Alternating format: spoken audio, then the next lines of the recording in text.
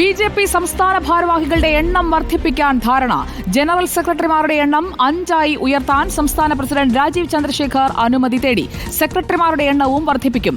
ഭാരവാഹികളുടെ എണ്ണം 21 നിന്ന് 30 ധാരണ. യുവാക്കൾക്കും വനിതകൾക്കും പ്രാതിനിധ്യം നൽകും. ജനറൽ സെക്രട്ടറിമാരെ നിലനിർത്തും.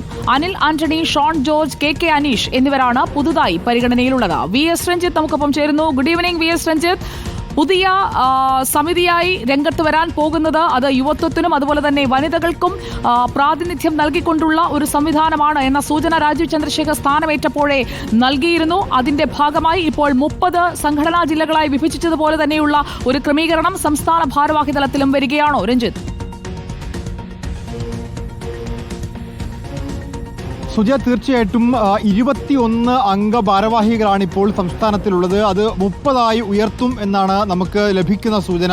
നിലവിൽ 4 ജനറൽ സെക്രട്ടറിമാരാണുള്ളത്. അതിൽ ഒരു ജനറൽ സെക്രട്ടറി പോസ്റ്റ് ഒഴിഞ്ഞു കിടക്കുന്നുണ്ട്. ഈ 4 എന്നുള്ളത് 5 ഉയർത്തുകയും 5+1 ഒരു ഓർഗനൈസിംഗ് സെക്രട്ടറി ഉൾപ്പെടെ 6 ജനറൽ സെക്രട്ടറിമാരുണ്ടായിരിക്കും.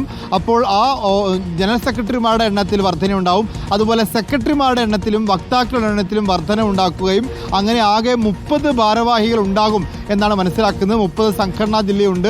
ഓരോ ജില്ലയും പ്രതിനിധീകരിക്കുന്ന ഓരോ ഭാരവാഹി എന്ന അർത്ഥത്തിലും നമുക്കതിനെ കണക്കാക്കാൻ സാധിക്കും. കാരണം ഓരോ ജില്ലകൾക്കും ഓരോ പ്രഭാരിമാരെ ആവശ്യമുണ്ട്. അത്തരത്തിൽ ഈ ഭാരവാഹികളുടെ എണ്ണത്തിൽ വർധന ഉണ്ടാകും എന്നാണ് മനസ്സിലാക്കാൻ സാധിക്കുന്നത്.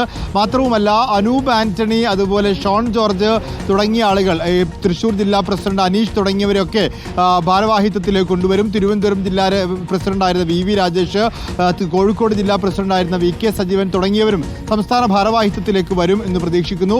നിലവിലുള്ള ജനറൽ സെക്രട്ടറിമാർ advocate P. Sudheer, Krishnakumar, M.T. Ramesh ഈ 3 പേരും തുടരുകയും 2 പേരെ കൂടി അധികമായി, അതിൽ അനൂപ് ആന്റണിയോ അല്ലെങ്കിൽ ശോഭാ സുരേന്ദ്രൻ ഉൾപ്പെടെയുള്ള ആളുകളും ആ ജനറൽ സെക്രട്ടറി പദത്തിലേക്ക് വരും എന്നാണ് പ്രതീക്ഷിക്കപ്പെടുന്നത്.